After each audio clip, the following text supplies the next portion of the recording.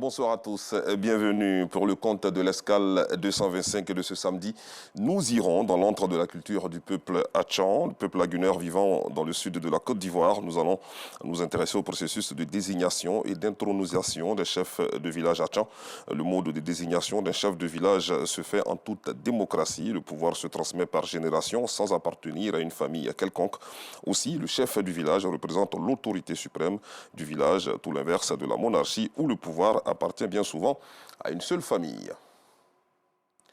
Un mot de solidarité à présent. Au mois de mars dernier, la ministre de la Solidarité et de la lutte contre la pauvreté annonçait la construction d'une maison moderne pour Amenan, centenaire et ex-danseuse d'Adjanou à Grand-Bassam. La maison aujourd'hui terminée, Belmondo Dogo et la Mémé l'ont visitée en compagnie bien sûr des autorités locales et de Bintou Pekele pour RTI2.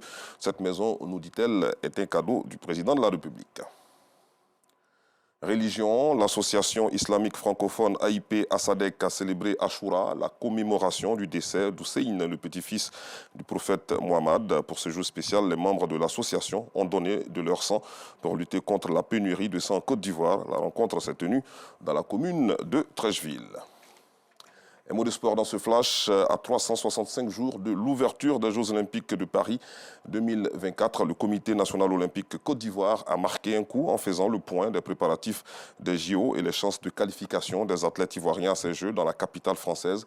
C'était le mercredi 26 juillet 2023 au siège du Comité national olympique de notre pays.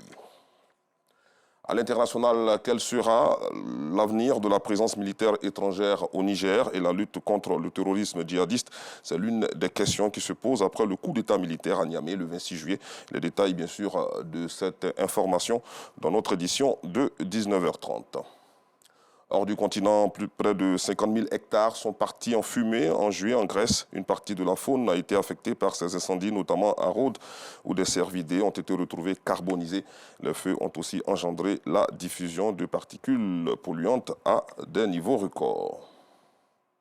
Fin de ce flash, je vous retrouve à 19h30.